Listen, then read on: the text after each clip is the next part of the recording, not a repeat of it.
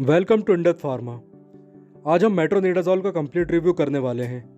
Metronidazole एक बहुत ही important antibiotic और एंटी प्रोटोजोअल मेडिसिन है, यानी बैक्टीरिया और प्रोटोजोआ से होने वाले कुछ बहुत ही गंभीर रोगों में इसका उपयोग किया जाता है।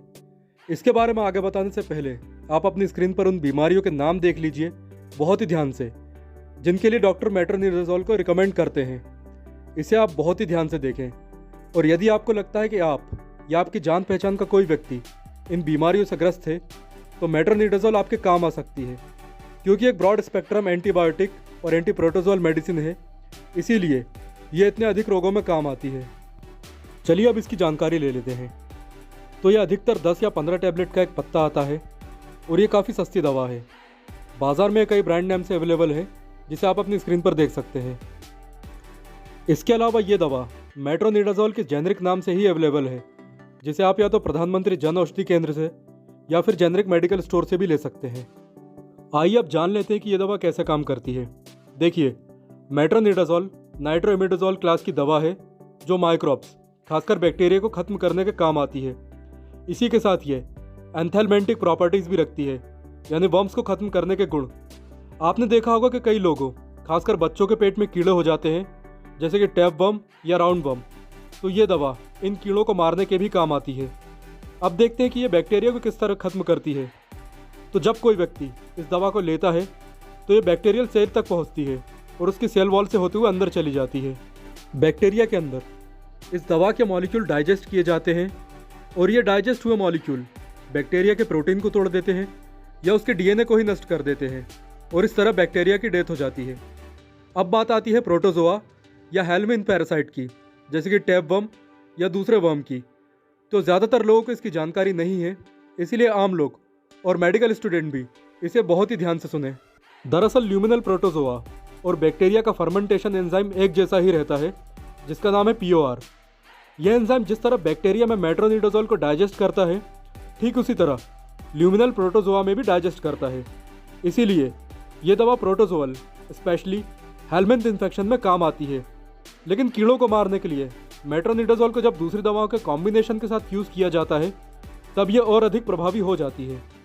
इसके बाद इसके यूजेस की बात की जाए तो हम पहले ही देख चुके हैं कि किन बीमारियों में इसका उपयोग किया जाता है, लेकिन उनमें से कुछ सीरियस कंडीशन के बारे में थोड़ी सी जानकारी ले लेते हैं। देखिए, बैक्टीरिया से होने वाले इन्फेक्शन जैसे कि stomach infection, giardiasis, diarrhoea, pneumonia, brain infection या किसी दूसरे तरह के इन्फेक्शन में ये बहुत अच्छा काम करती है। जहाँ तक महिलाओं यानी विमेन की बात है, तो विमेन जेनिटल से जुड़े हुए रोगों जैसे कि बैक्टीरियल वेजाइनोसिस, ट्राइकोमोनियासिस, ल्यूकोरिया या पेल्विक इन्फ्लेमेटरी डिसीज, ये सभी विमेन जेनिटल से जुड़े हुए कुछ बैक्टीरियल इन्फेक्शन हैं। इन सभी को कुछ कॉमन सिम्टम होते हैं, जैसे जेनिटल्स में इचिंग होना, वाइट एंड फाउल स्मेल वाला डिस्चार्ज होना, यूरिनेशन में दर्द या जलन होना, जेनिटल एरिया में पस वाली फुंसियाँ होना या फिर दर्द रहना। तो मेट्रोनिडाज़ोल इन सभी कंडीशन में डॉक्टरों के द्वारा प्रिस्क्राइब की जाती है। हालांकि ये ध्यान रखें कि इसे डॉक्टर की सलाह पर ही लेना है, और टैबलेट फॉर्म के अलावा ये कैप्सूल, क्रीम, सपोजिटरी फॉर्म में भी अवेलेबल है। डॉक्टर, खासकर गायनेकोलॉजिस्ट, कंडीशन के हिसाब से इन चारों फॉर्म में से आपको कोई भी फॉर्म दे सकता है। इसके बाद बच्चों और बुजुर्गों की बात की जाए तो बच्चे ज़्यादातर पेट के कीड़ों से परेशान रहते हैं, और बुजुर्गों को जेनिटल से लेकर स्किन और अल्सर यानी छालों तक कोई भी समस्या हो सकती है। इसीलिए डॉक्टर से मिलें, अपनी कंडीशन बताएं और इस दवा के बारे में बात करें। यूजेस के बाद अब इसके साइड इफ़ेक्ट की बात करते हैं। आप स्क्रीन पर देखिए, ये सभी इसके कॉमन साइड इफ़ेक्ट हैं। कई लोगों को ये महसूस हो सकते हैं और कई लोगों को नहीं भी महसूस हो सकते हैं, और यदि होते हैं तो आप डॉक्टर को इसकी जानकारी ज़रूर दें। इसके अलावा इस दवा को लेने के बाद यदि वेजाइनल इरिटेशन, ब्लड विजन यानी कि धुंधला दिखाई देना, आँखों में पीलापन, बुखार या ठंड लगना, या फिर कब्ज़ यानी कॉन्स्टिपेशन हो रहा है, तो दवा का उपयोग बंद करें और डॉक्टर की सलाह ज़रूर लें। साइड इफ़ेक्ट्स के बाद अब देख लेते हैं कि किन्हें मेट्रोनिडाज़ोल नहीं लेना चाहिए। तो आप अपनी स्क्रीन पर देखिए, इन सभी कंडीशन में इस दवा को नहीं लेना चाहिए या पहले अपने डॉक्टर से बात करनी चाहिए।